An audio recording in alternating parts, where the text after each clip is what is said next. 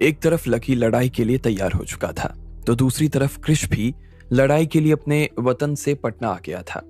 हालांकि उसे यही कहा गया कि उसकी लड़ाई कबीर नाम के एक आदमी से होने वाली थी, लेकिन उसे इस चीज से कोई फर्क नहीं पड़ रहा था कि आखिर वो किससे लड़ाई करने वाला था। उसे तो बस जल्द से जल्द अपना काम खत्म कर देना था, और इसके लिए वो कबीर से आज ही मिल लेना चाहता था। मैं आज ही उसे खत्म कर देना चाहता हूं, कृष ने कहा, और लियाकत को देखकर मुस्कुराने लगा। हाँ ठीक है, अगर तुम कह रहे हो तो मैं तुम्हें आज ही उससे मिलवाने के लिए ले चलता हूं। एक पल के लिए तो लियाकत के दिल की धड़कन तेज हो गई, लेकिन आखिरकार उसने उसे ले जाने के लिए हाँ कर दी थी। वो क्रिस को कबीर से मिलवाने के लिए ले जा रहा था। वैसे भी क्रिश बिहार बॉयज से था, और ऐसे में उसे नहीं लग रहा था कि वो कबीर को हरा सकता था। वो आराम से उसे चित कर सकता था। लियाकत वैसे भी मेहरा परिवार के बारे में जानकारी निकालना शुरू कर चुका था। वो जानता था कि कबीर ने इस वक्त अपना डेरा एक मंदिर में डाला हुआ था, और वहां पर उसने अपना एक कमरा भी बनवा रखा था। लेकिन लियाकत को अभी तक इस बात का अंदाजा नहीं था कि उसे मेहरा परिवार ने अपने घर बुलाया था या फिर नहीं बुलाया था। चलो गाड़ी बाहर वाले मंदिर पर ले चलो, लियाकत ने अपने ड्राइवर से कहा। ड्राइवर ने गाड़ी मंदिर की तरफ मोड़ ली। वो वहां जाकर कबीर से एक बार मिलके आना चाहता था। ड्राइवर ने अपनी गाड़ी का रूट बदल दिया और सीधा पटना के बाहर वाले मंदिर की तरफ बढ़ने लगा। पूरे रास्ते उसे बहुत सारे लोग मिल रहे थे। जैसे जैसे गाड़ी आगे बढ़ती जा रही थी, वैसे वैसे कृष को लग रहा था जैसे वो अपना होश खोते चला जा रहा था। आज बहुत सालों बाद वो यहाँ वापस आया था। बाहर से उसने देखा कि एक पहाड़ को काट कर वहां पर एक बिल्डिंग खड़ी कर दी गई। उसके आसपास के पेड़ तेज हवा की वजह से लहरा रहे थे। धीरे धीरे उसे अपनी आंखों के सामने एक सिंदूरी रंग का मंदिर भी नजर आने लगा। उसके ऊपर एक बड़ा सा झंडा लगा हुआ था, जो दूर से ही लहराता हुआ नजर आ रहा था। ये कबीर का ही मंदिर था। लियाकत, शोएब और क्रिस गाड़ी में से बाहर आ चुके थे। वहां पर पहले से ही 4 आदमी खड़े हुए थे, जो कि मंदिर के दरवाजे की रखवाली कर रहे थे। लेकिन ये आदमी शोएब ने ही वहां खड़े करवाए हुए थे। वो लोग एग्रीमेंट से बाहर जाकर कबीर से लड़ने वाले थे, और ऐसे में उनके साथ कुछ भी हो सकता था। इसलिए अपने आप को और अपने पिता को बचाने के लिए उसने 4 आदमी वहां पहले से ही लाकर खड़े कर दिए थे। लियाकत ने मंदिर के दरवाजे पर आकर उसे खटखटाना शुरू कर दिया। 2 साधु जिनके बाल साफ थे, उन्होंने आकर दरवाजा खोला। जैसे ही लियाकत और बाकी लोगों को देखा तो वो हैरान हो गए। उनके मन में पहले ही ये भाव आने शुरू हो गए कि यहाँ पर अब सब कुछ तो बुरा होने वाला था। नमस्ते, कबीर मंदिर के अंदर है क्या? लियाकत ने बहुत ही प्यार से उन दोनों से पूछा। कबीर जी, हाँ, वो तो अंदर ही हैं। उन दोनों ने देखा कि वो कबीर के बारे में पूछ रहे थे, तो एक सेकंड तक सोचने के बाद में उनमें से एक साधु ने हाँ में अपना सिर हिला दिया। जब पिछली बार वो एक पति और एक पत्नी यहाँ पर आए थे, तो उस दिन मंदिर में 4 लोगों की मौत हो गई थी।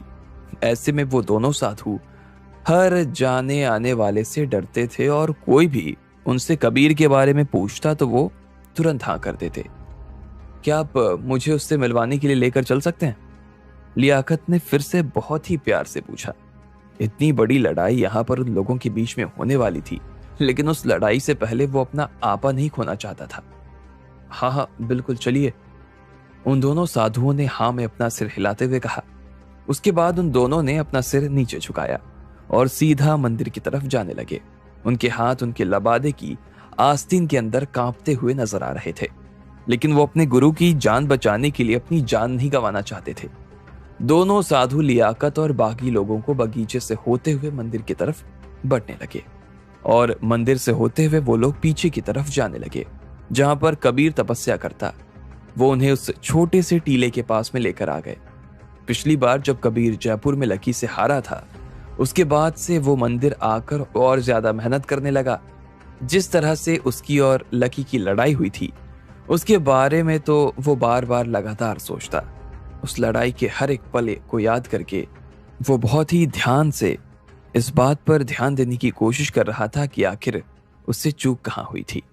वो बहुत ही बारीकी से हर चीज को परख रहा था। ऐसे में जब उसे लगा कि उसकी एक टेक्निक की वजह से वो हारा, तो उसने उसी के ऊपर काम करना शुरू कर दिया। इन दिनों वो काफी उदास रहता। लकी से हारने की वजह से वो काफी निराश और हताश रहने लगा था। उसे ऐसा लग रहा था कि उसके 30 सालों की सारी मेहनत बेकार चली गई।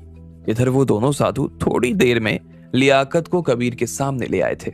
आखिरकार उन्होंने कबीर को देख तो लिया था, जो कि घाट के पास में एक चट्टान पर बैठा हुआ था। वही है कबीर जी, एक साधु ने कांपती हुई आवाज में कहा। उसकी आवाज डर के मारे थरथरा रही थी। क्रिस कबीर की तरफ देख रहा था और लियाकत उसकी तरफ।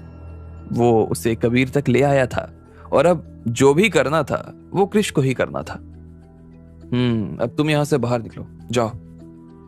क्रिस ने दोनों साधुओं की तरफ देखते हुए कहा और फिर धीरे धीरे आगे बढ़ने लगा। उसने अपने दोनों हाथों को अपनी छाती के इर्द गिर्द बांध रखा था और वो कबीर की तरफ देखता जा रहा था। कबीर को किसी के अपने पीछे होने की आहट सुनाई दी। उसे लग गया था कि कुछ खतरा था और इसलिए उसने अपनी आंखें खोल ली। वो क्रिस की तरफ देख रहा था। जैसे ही उसकी नजर क्रिस से जाकर मिली तो वो अपनी जगह पर खड़ा हो गया। पिछले 30 सालों से उसके मंदिर में किसी ने इस तरह की आवाज में बात नहीं की थी और ना ही कोई ऐसे ही उस मंदिर में घुस सकता था। इसलिए कबीर को उनकी इन हरकतों की वजह से गुस्सा आ गया। जैसे ही उसने देखा कि लियाकत के पीछे क्रिश खड़ा था तो वो थोड़ा सा शांत हो गया। वो जानता था कि पटना में रऊफ परिवार और मेहरा परिवार में लड़ाई चल रही थी। ऐसे में रऊफ परिवार उससे मिलने के लिए क्यों आ गए थे? तुम कौन हो? कबीर ने पूछा। अगर उसे लियाकत की पहचान के ऊपर कोई शक नहीं होता तो वो अभी तक क्रिश को धूल चटा चुका होता। वो जिस तरह से उसे देख रहा था, कबीर को उसकी आंखें जरा भी पसंद नहीं आ रही थी। अच्छा, तो तुम इन्हें नहीं जानते हो? चलो कोई बात नहीं। वैसे तुमने बिहार बॉयज का नाम सुना है? कृष्ण ने कहा और हंसने लगा। उसे ऐसा लग रहा था कि वो कबीर को एक झटके में खत्म कर सकता था और वो अपने साम्राज्य की शुरुआत इसी मंदिर से करने वाला था। बिहार बॉयज? ये नाम सुनकर कबीर को झटका नहीं लगा। उसने बिहार बॉयज का नाम पहले से सुना हुआ था और वो जानता था कि उनका नाम एक बड़ा नाम था। वो यहाँ 30 सालों से मार्शल आर्ट कर रहा था और यहाँ के इतिहास से अच्छी तरीके से वो वाकिफ भी था। कबीर भी उसके सामने देखकर हंसने लगा और उसने कहा, ना जाने कितने सालों पहले तुम्हारा मालिक एक नंबर का डरपोक यहाँ अपने परिवार को मारने के लिए छोड़ गया और भाग गया। उसकी वजह से ना तो सिर्फ उसका परिवार मारा गया बल्कि बहुत से लोगों की जान चली गई। उसकी वजह से बिहार का नाम बदनाम हो गया। उसके बाद उसने बाहर जाकर अपनी गैंग बना ली और वहां पर वो बिहार के लोगों को इकट्ठा करके उन्हें बिहार बॉयज में शामिल कर लेता। यही इतिहास है ना तुम्हारा? हाँ, कृष्ण ने गुस्से में कहा। वो देख पा रहा था कि कबीर उसके बारे में जो बात कर रहा था वो गलत कर रहा था। ऐसा कुछ भी नहीं हुआ था। वैसे तुम जो कहानी सुना रहे हो वो गलत है। उसने अपने परिवार को बिहार को मरने के लिए नहीं छोड़ा था बल्कि उसने उन्हें कुर्बान किया था। बिहार के सिर पर उसके बहुत सारे एहसान हैं और मैं उन एहसानों को चुकता करने के लिए तुम्हारे पास आया हूं। आज मैं रऊफ परिवार के लिए तुम्हें जान से मार दूंगा, कृष्ण ने कहा और उसकी दिशा में आगे बढ़ने लगा। इससे पहले कि वो उसके पास पहुंचता, पीछे से फिर से कबीर चिल्लाया और उसने कहा, अच्छा, किस बात का कर्ज है? बिहार के साथ बुरा किया उसने। अपने परिवार को मरने के लिए वो छोड़ कर गया। तुम्हें अभी समझ नहीं आ रहा कि अच्छा क्या है और बुरा क्या है? अगर तुमने मरने मारने की बात की है तो चलो मारने से ही शुरुआत करता हूं। सबसे पहले तो मैं तुम्हें खत्म करूंगा और उसके बाद मैं इन दोनों को भी जान से मार दूंगा। इतना कहने के साथ ही कबीर ने अपना चाकू निकाल लिया और सीधा क्रिश के ऊपर वार करने के लिए आगे बढ़ गया। पिछले दिनों जब लकी ने उसे हराया था तो वो काफी उदास सा रहने लगा। एक बार तो उसका मन किया कि अब उसे जीना ही छोड़ देना चाहिए, लेकिन फिर उसे लगा कि वो ऐसे बुजदिलों की तरह नहीं मर सकता। जब तक उसे उसका कॉन्फिडेंस वापस नहीं मिल जाता तब तक उसे जिंदा रहना और लड़ते रहना जरूरी था। वो क्रिश के खून का इस्तेमाल करके अपने कॉन्फिडेंस को बढ़ाने वाला था। इतने में क्रिश ने उसके ऊपर वार के बदले में पलटवार कर दिया। क्रिश का शरीर बिजली से भी तेज था और वो कबीर से भी तेज। जैसे ही वो अपनी जगह से उछलता तो उसकी हवा की वजह से आसपास की घास भी हिल जाती। लियाकत, शुएब और बाकी लोग अचानक से पीछे हट गए। उन्हें इस बात से डर लग रहा था कि कहीं इन दोनों की लड़ाई की वजह से उन्हें चोट ना आ जाए। इधर कबीर एक ही झटके में उसके सामने आकर खड़ा हो गया। उसने क्रिश को रोकने के लिए अपनी हथेली उसकी छाती पर लगा दी और वो उसे धक्का देने की कोशिश कर रहा था, लेकिन क्रिश अभी भी सीधा का सीधा खड़ा था। कबीर का हाथ उसके सीने पर था और वो कबीर को बहुत ही शांति से देख रहा था। उसे देखकर ऐसा लग रहा था कि उसे कबीर के हाथ का ध्यान ही नहीं था। कबीर ने अपना हाथ उसकी गर्दन की तरफ बढ़ाना शुरू कर दिया और अपने दूसरे हाथ से उसने चाकू निकाल लिया। अगले ही पल वो क्रिश की गर्दन को काट देने वाला था। ये देख लियाकत और शुएब घबरा गए। अगर क्रिश इतनी जल्दी मर जाता तो मेहरा परिवार उन दोनों बाप बेटों को भी नहीं छोड़ने वाला था। उनके सारे सपने आज इसी मंदिर में चूर चूर हो जाने वाले थे। तभी अचानक से कबीर के सामने ढेर सारी परछाई आ गई। क्रिश उसके हाथों से बचकर गायब हो गया। हालांकि वो जिस तरह की हालत में था उसे देखकर ऐसा नहीं लग रहा था कि वो बच सकता था, लेकिन फिर भी उसने अपने आप को कबीर से छुड़वा लिया था। ये सब देखकर लियाकत और शुएब हैरान हो गए। इधर उन दोनों साधुओं का भी खून सूख रहा था। कबीर ने चाकू तो चला दिया, लेकिन वो चाकू खाली गया था। खुद कबीर को विश्वास नहीं हो रहा था कि वो आदमी उससे इस तरह से बचकर कैसे जा सकता था। ये कबीर के सबसे शानदार वारों में से एक था। ऐसे में वो कबीर के इस वार से बचकर आखिर कैसे जा सकता था। खुद कबीर भी एक बार के लिए उसे इस तरह से देखकर घबरा गया। उसे लग रहा था कि उसने क्रिश को हल्के में आंक लिया था। उससे जीतना इतना आसान भी नहीं था जितना वो सोच रहा था। तुम तो कह रहे थे कि ये यहाँ का सबसे अच्छा मार्शल आर्टिस्ट है, लेकिन मुझे तो इसे देखकर ऐसा बिल्कुल नहीं लगता। क्रिश की आवाज आई।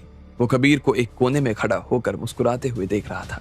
कोई बात नहीं, लड़ाई में वार कभी कभी खाली चले जाते हैं, लेकिन इसका यह मतलब नहीं कि मैं तुम्हें जिंदा छोड़ दूंगा, समझे? कबीर ने फिर से उसे ललकारते हुए कहा। अब आगे क्या होने वाला था? क्या सच में कबीर उसे मार देता या ये कबीर की जिंदगी की आखिरी लड़ाई साबित होने वाली थी? आपको क्या लगता है, क्या होंगे इन सभी सवालों के जवाब?